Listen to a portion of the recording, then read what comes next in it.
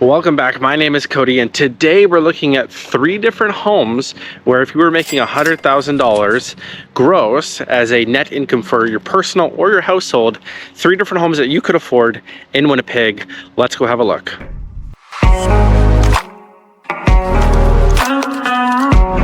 Okay, so this first home is in what's called Old St. Vital. It's a great area. Typically, the homes we're going to be looking at today are going to be more 50s, 60s, 70s built because that's the price point that it works out to. At 100K, using some liberties on numbers that I'll populate here, you can get a house that's around 350,000 or less. If you have some more side income, you could potentially get more. Depending on how much you're putting down, can also affect your numbers. But we're going to go check out this house, and I'll give some details on the typical house, on what it looks like and why. So in this price range of home, it's pretty common to have a full kitchen, but what's more uncommon is to have a dining room. And so you'll notice here, they have the eat-in kitchen. This is part of the kitchen, but it's not its own separate space. It's great for a small family or 2 of you to be able to eat, but it can be a little more challenging for hosting or having entertainment or parties here. The other thing we'll notice about a lot of these homes is that a lot of the basements will actually be finished, meaning that they have full carpet, full ceiling, drywall everywhere. The basement is finished and usable space, which is great for a young couple or a family if you're operating in this income bracket. It's also very common to have some sort of backyard. Usually they're not too big though. This one's actually a bit bigger. So as you can see from standing behind me, you have lots of space for pets, a couple of kids that run around, some spaces to throw the ball, and some hosting. But if you have a garage, which this house does not have a garage, you get some more space for your backyard, but you lose out on that parking.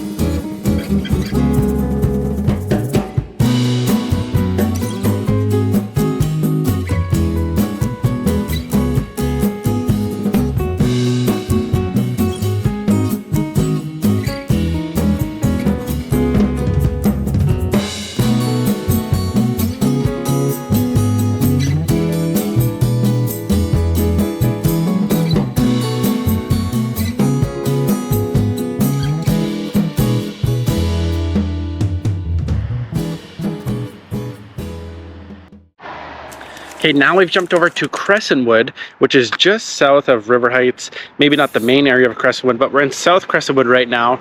And here, a lot of the homes are a bit older, like 1910 to 1940s, and maybe a little more slanted and crooked. But if you know Winnipeg homes, that's pretty typical. It's a fantastic area. You're close to Pembina, you're close to Grant and Taylor, and great access to other parts of the city, and lots of awesome parks like this one. So we're in the kitchen, and like I said, usually you're gonna get a full kitchen, but maybe not a dining room. But in this house, we still have the dishwasher, which is nice, but they've actually taken the dining room and they've put it in an old bedroom. So this way, the dining room actually goes off into the back deck, where the garage and the backyard is. And if you're in a house that has enough space, it's such a great usage. It's a little far from the kitchen in terms of functionality, but it's a great use of the space. So like I said previously, most of these homes are gonna have finished basements. Even though this home is a bit older and a little bit smaller in terms of its footprint, its square footage is larger, but its footprint is smaller because it has that half story.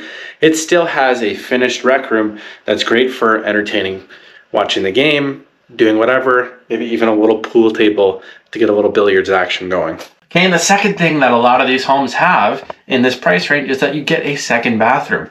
Typically, that's going to be in the basement because the main bathroom is going to be on the main floor. But in this price range, you're usually getting at least another bathroom, a full bathroom or a half bath, which is great because if you've ever had one bathroom that's shared between yourself and guests, it can get a little bit claustrophobic, we'll say.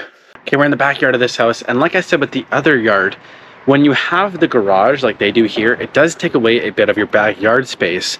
But these types of homes in this price range in Winnipeg do have usable backyards, which is great. And decent garages, because if you're going to be able to choose between a parking pad or a garage, you want it to be a nice garage and not something that you're going to tear down.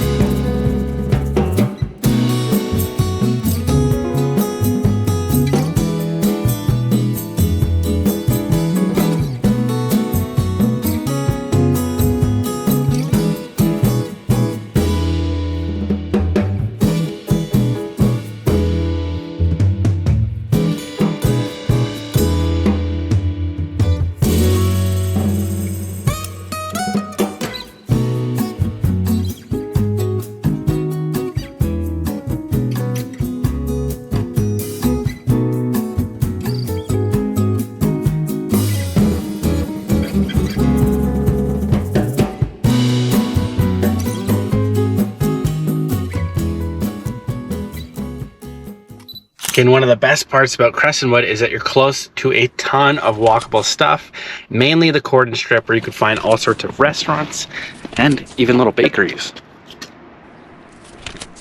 All right, got my little bakery suites. Let's go check out the third house in North River Heights. Okay, now we're in North River Heights, and this is a pretty mature neighborhood. You can see from all of the old trees above and behind me, you have a very large urban canopy. The homes here have been here for over 100 years. It's a really good area, really appreciating. You could still get some homes in this area, but they're going to be quite small, as you're about to see, because it's in probably the best area out of the three we've seen in terms of value. Maybe not your lifestyle, but in terms of value. And so let's go check it out. Okay, so in the case of this house, because we're in a slightly nicer area, we don't get the finished basement. Parts of it are quite finished. Okay, but it's just more of a outdated finish where not the whole basement is finished. A lot of it is what we would consider rec room type area, but you still do get that second bathroom.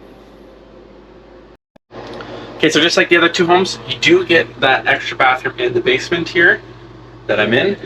This one's a little small, and even though it may be not the best in terms of its finishes, it still is an extra bathroom. And you could see as I'm walking around the lighting changes in this house.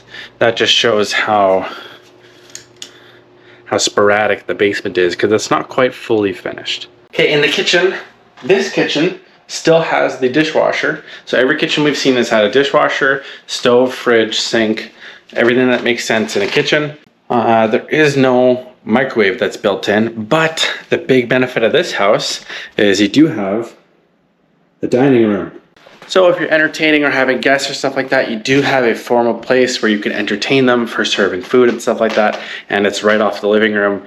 That's because in these older homes, the dining room used to be much more of a priority, and in those 50s, 60s era, they had sort of a informal dining room because they prioritized more space, using it more efficiently.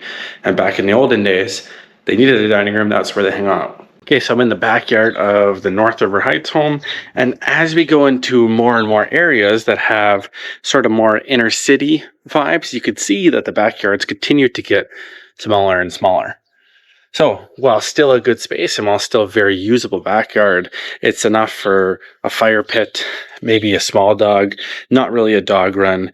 Your kids would be okay, but you would mostly need to be close to parks for them to have space to really run around. And this one does have the garage, so that takes up a decent amount of the backyard, even though it's only a single garage.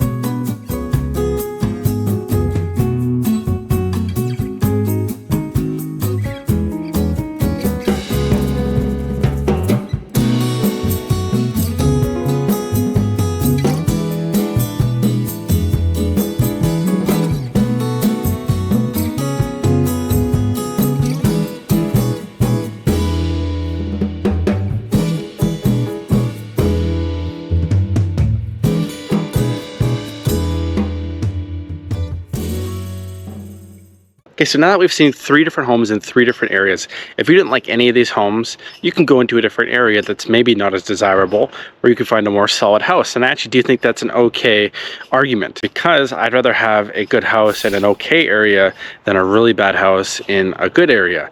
Now, when I say really bad, I mean like a house that's falling over, needs lots of upgrades, unless you have that money.